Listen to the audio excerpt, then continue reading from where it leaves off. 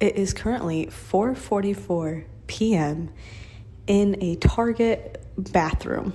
No idea how this audio recording is going to sound, but it spices things up. I just had this thought about this conversation I just recently had with someone, and they were talking about hanging out with this person who we both have a past with, and we can both agree they're not that great of a person. And yes, everyone has a good in them and everyone has bad in them, and everyone's a mixture, a big mosaic of all the messy shit and beauty in the world.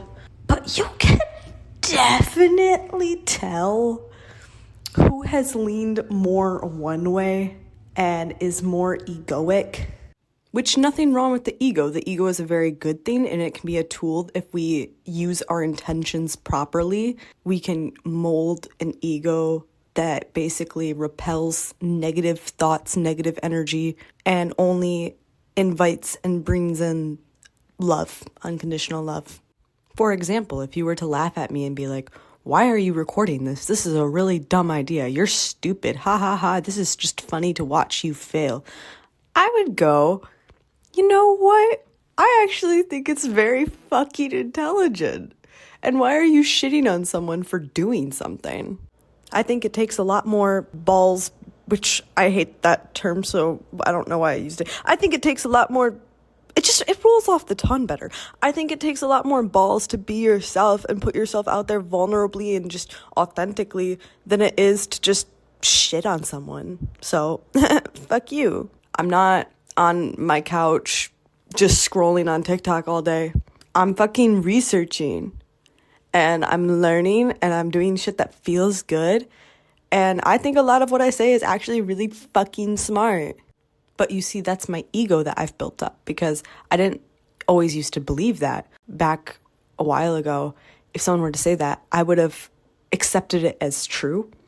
But now that I've grown as a person, I've realized, no, that's not true, because I don't believe it's true, and it doesn't make me feel good, so it's not true.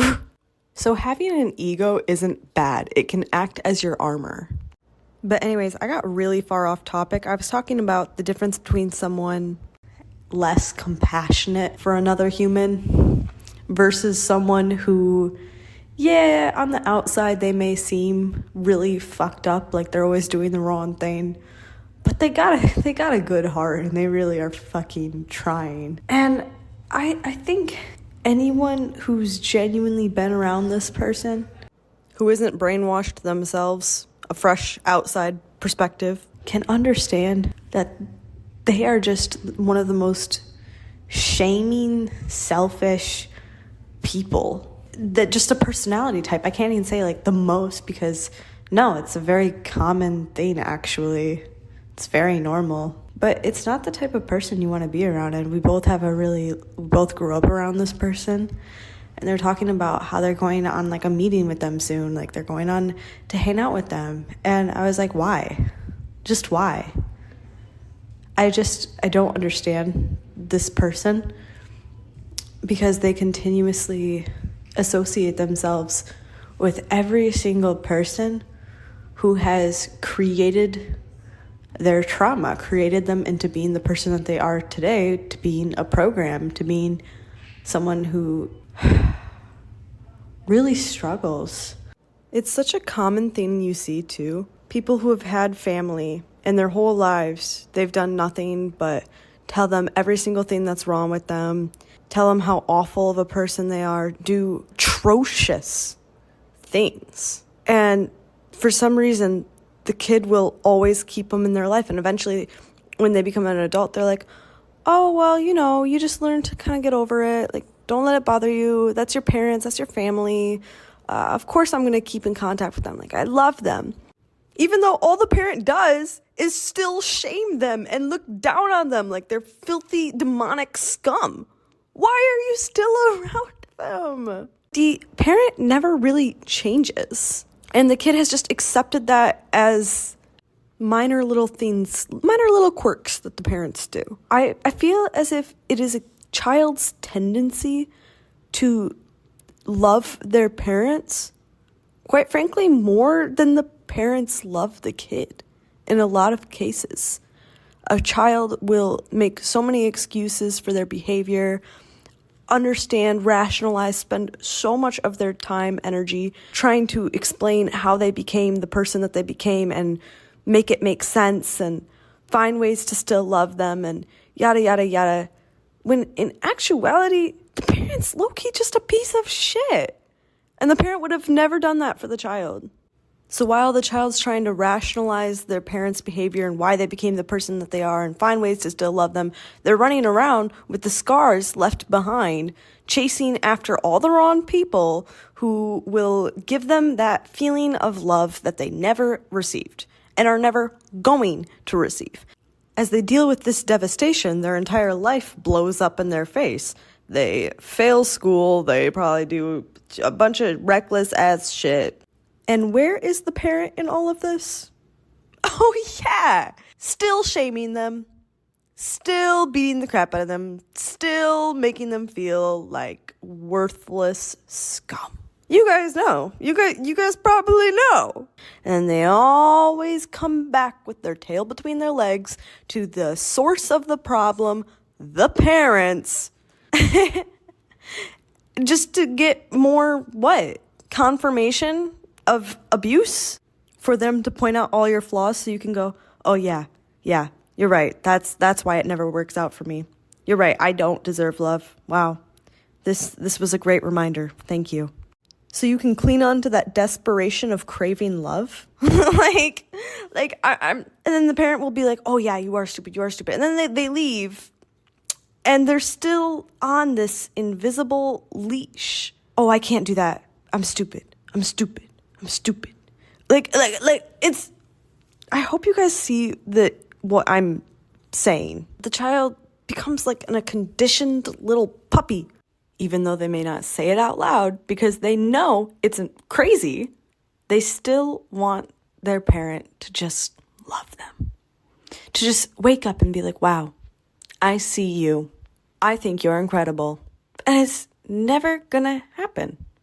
Or you're going to spend your whole life chasing it. Finally, when you're an adult, your parent is going to spit out some random bullshit like, oh yeah, sorry for all this trauma. And then go right back to being who they are. Because that's just who they are. I wish I could insert that clip from BoJack Horseman when his mom finally admits it. And then he's just like, damn, that was underwhelming. And then they feel like a piece of them is wrong, is not lovable, unworthy. And they carry those scars with them wherever they go. I think it's because they've been so programmed to find all of those faults. Like, let's put it in the most basic terms. If a parent is always like, you're stupid. The kid, even when the parent's not around, is thinking, I'm stupid. They have that duality where they're like, oh, no, I'm not. But, deep down, they're always believing that they're stupid because their parents always said they're stupid. So even long after the parent's gone, the child will hold himself or herself back in so many opportunities, in so many possibilities for room for growth because they still have that core self-belief. I'm not worthy of that. I'm stupid. So in a way, they become their own abuser. It's a very interesting cycle. And then when the kid gets around the parent, the parent just confirms that. That being the voices in their head, the deep core belief that was programmed into them by their parents, but now they have continued the cycle of abuse and they abuse themselves, and the parents are just confirming that core belief because they're still craving the parents' love. They never found a way to truly validate and accept themselves for exactly who they are and heal from those core wounds. Nor have they seen their parents for who they truly are either. A part of them still thinks it's their fault. They deserve it. And they can say being around the parent doesn't bother them, doesn't have any effect on them. They don't want any validation. They're completely fine. But it does. It does. It hurts them. It hurts their energy. And deep down, they believe it because that's the person that they love so much. That was the person who was supposed to protect them, supposed to give them unconditional love. Like, even if your parents are complete shitbags, as children, we still put that idealistic responsibility onto our parents, even though they're humans, even though they probably had us way too young and we're naive dumbasses themselves. You can't help it. It's human. It's so very, very, very human.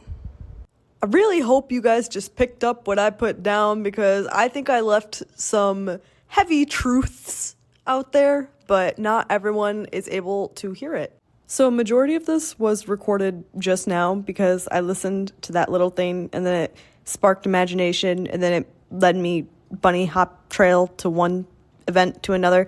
But I found another recording that I had made in Target, and I think I say something that has a pretty good point that I want to elaborate more on, so I'm going to insert that. I was like, do you not get that this is draining you? In my head, I'm thinking, man, this is the person that left you bleeding out on a couch. This is the person who took advantage of your youngness, your naivety, used you for everything you had, threw you out like trash, then told everyone how crazy and demonic and just lazy you are. Never really has a good thing to say about you, but she will say just enough nice things to make it seem like she's a really good-hearted person. She was like, no, I think I've gotten to a place where I can be around her and it doesn't drain me. Why is that the goal? Why is that the goal?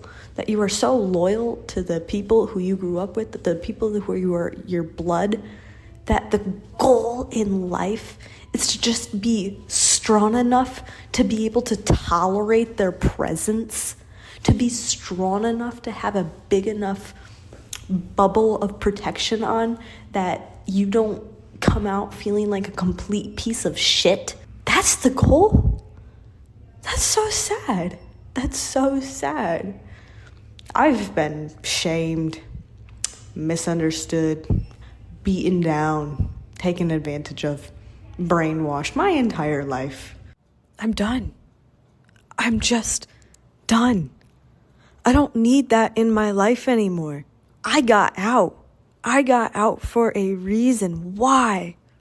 Why would I ever go back? I would rather put a bullet in my head than ever step foot in that house again. I never want to associate with the place that I came from ever again. I don't want to know what's happening in their life. I don't care. I don't want them to look into my life, which I know they do anyways. I don't want to be attached to anything. Because the second I cut them out, it was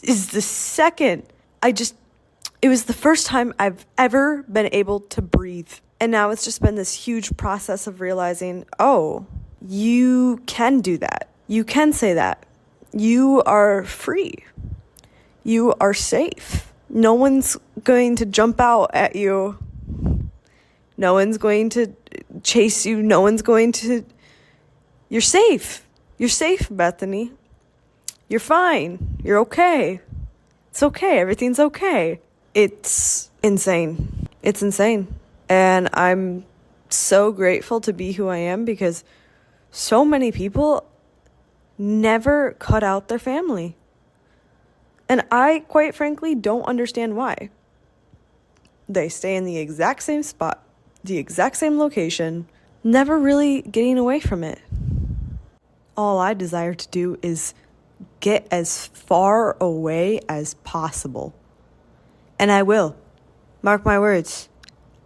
I will fucking make it out of this God-forsaken hellhole if it is my dying breath. I don't care how long it takes me. I'm getting the fuck out of here. And I'm never coming back.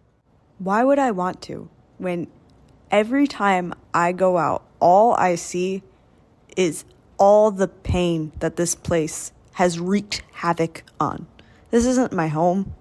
This is not my home. If I don't feel good when I'm around you, if I don't feel like you are building me up, you are encouraging me to strive for better, to strive for more, if I feel drained around you, that's it. You're done. You're gone. Bye. I don't fucking need you in my life. Because quite frankly, I like being alone. I'm okay with being alone. And quite frankly, it's more peaceful. It's more fucking peaceful alone. I don't have to baby anyone or take care of anyone or coddle anyone's emotions or explain these trivial concepts to people. Basic human manners. I can just exist. And you know what? It's really nice. I don't need your approval. I don't need your validation. I don't need you to like me. You can pray over my soul every day that I'm not doomed to damnation. But I know who I am, and I love who I am, and I'd be more concerned about myself if I were you. So if you made it this far, you might as well give it a like, subscribe to whatever platform you're listening to this on, and I will see you tomorrow. Bethany out.